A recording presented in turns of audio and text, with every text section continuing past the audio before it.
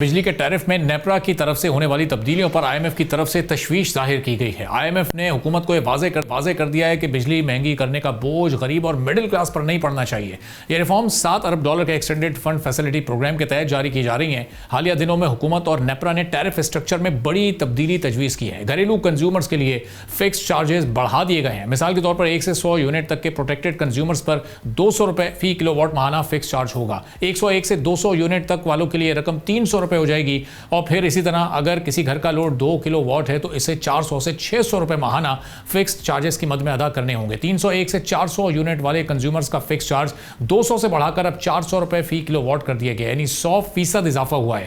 401 سے 500 یونٹ والوں کے لیے یہ $500 ہے۔ 500 یونٹ سے اوپر زیادہ تر سلیبز میں $675 فی کلو واٹ فکس چارج رکھا گیا ہے۔ اب اندازہ یہ کہ ان فکس چارجز سے تقریباً $132 ارب کے قریب حاصل ہوں گے۔ گھریلو کنزیومرز پر نئے فکس چارج کی تجویز پہلے حکومت نے انڈسٹریل کے لیے فی یونٹ ریٹ کم کرنے کا اعلان کیا تھا، اور اس مد میں اب اس رقم کو یہاں سے جمع کیا جائے گا۔ انڈسٹریل ٹیرف تقریباً 26% تک کم کیا گیا تھا، جس سے کچھ کیٹیگریز میں ٹیرف $62.99 فی یونٹ سے کم ہو کر $46.31 فی یونٹ تک آ گیا تھا۔ اب اس کا مقصد پروڈکشن کاسٹ کو کم کرنا اور ایکسپورٹس میں انڈسٹریز کی مدد کرنا تھا۔ پاکستان میں ٹیرف کے ساتھ آئی بی پیز سے معاہدے اور پھر انرجی سیکٹر میں سرکولر ڈیٹ کا مسئلہ بہت زیادہ کمپلیکیٹڈ شکل اختیار کر گیا ہے۔ صرف سرکولر ڈیٹ کو اگر دیکھا جائے تو یہ تقریباً 2.4 سے 2.6 خرب روپے کے درمیان ہے۔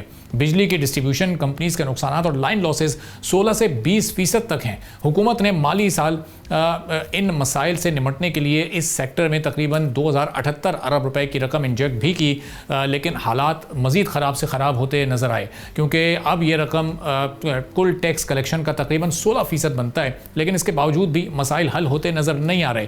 اب اگر تھوڑا سا انالائز کریں ہم تو یہ حکومت کی کراس سبسڈی کو کم کرنا اس وقت انٹینشن ہے، یعنی صنعت کو صنعتی بجلی دے کر اکانومی کو سہارا دینا، لیکن اس کا براہ راست اثر گھریلو بلز پر پڑ سکتا ہے۔ بجلی مہنگی ہونے سے مہنگائی میں 0.5 سے 1% تک اضافہ ہو سکتا ہے۔ حالیہ انفلیشن ریٹ ابھی بھی تقریباً 5.8 کے نزدیک ہے، جو حکومت کے لیے ایک اصل چیلنج ہے۔ ان حالات میں اب حکومت ایک دورائے پر کھڑی ہے کہ یا تو ریفارمز کرے یا پھر عام آدمی پر مہنگائی کا مزید بوجھ ڈالا جائے۔ کیا کیا آپشنز حکومت موجود ہیں، اس پر ہم بات کریں گے۔ سلمان شاہ صاحب سابق وزیر خزانہ ہمارے ساتھ موجود ہیں۔ سلمان صاحب بہت شکریہ پروگرام کے لیے، آپ نے وقت نکالا۔ اب جب اعلان کیا گیا تھا پرائم منسٹر کی طرف سے انڈسٹریل پیکج کا، اسی وقت سے سوالات اٹھنا شروع ہو گئے تھے کہ آخر یہ جو اماؤنٹ ہے اس کا فسکل اسپیس کہاں سے کریٹ ہوگا، اور اب وہ ڈومیسٹک کنزیومرز پر ڈالا جا رہا ہے۔ کیا یہ ایک درست اسٹریٹجی ہے؟ چاہے 200 300 400 ہی غریب آدمی پر مزید بوجھ ڈالا جا رہا ہے، لیکن ایک درست سمت میں جا رہی ہے اس وقت حکومت؟ دیکھیں، انرجی سیکٹر اور اس میں پاور سیکٹر جو ہے وہ سب سے امپورٹنٹ اس وقت سیکٹر ہے پاکستان کی اکانومی کے پوائنٹ آف ویو سے، کیونکہ پاکستان کی بجلی جو ہے وہ سب سے مہنگی بجلی ہے، اور اس میں بہت زیادہ مس مینجمنٹ ہے، اس میں کرپشن بھی ہے، اس میں لیک آف انویسٹمنٹ بھی ہے، اور بیلنسنگ ایک ایکٹ حکومت کر رہی ہے کہ ایک کے اوپر بوجھ ڈالو تو دوسرا جب چیختا ہے تو پھر اس کو ریلیف دو اور تیسرے کے اوپر ڈال دو، لیکن جو بیسک ریفارمز کرنے کی ضرورت ہے وہ نہیں کی جا رہی۔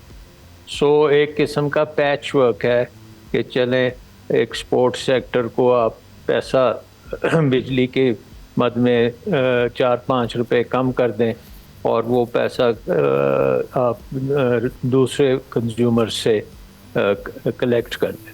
تو یہ بیسکلی آئی ایم ایف کے ایک قسم کے پرنسپلز جو شروع سے وہ کر رہے ہیں کہ کسی کو سبسڈی بھی نہ دیں اور کسی کو آپ ایکسٹرا پینلائز بھی نہ کریں، اور بیسک ریفارمز کر کے اوور آل کاسٹ کو نیچے لے کے آئیں، تو یہ اس کے خلاف جاتا ہے۔ سو آئی تھنک کہ گورنمنٹ جو ہے اس نے اپنے تمام تقریباً حربے استعمال کر لیے ہیں کہ کسی طرح سے وہ اس بجلی کے چنگل سے نکل سکے۔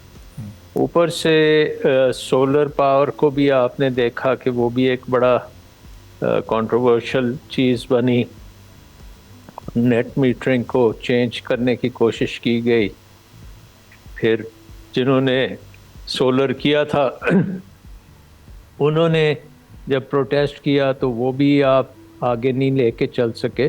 تو آئی تھنک کہ انرجی سیکٹر میں اور پرٹیکولرلی پاور سیکٹر میں حکومت ڈیڈ اینڈ پہ پہنچ گئی ہے, اور اب اس کو ٹوٹلی سارے سیکٹر کو ری ویمپ کرنا پڑے گا, ایک پورا ری ویمپنگ اسٹریٹجی کے تحت, جس کو آئی ایم ایف سے بھی آپ شیئر کریں اور اس کے بعد پھر اس کو امپلیمنٹ کریں.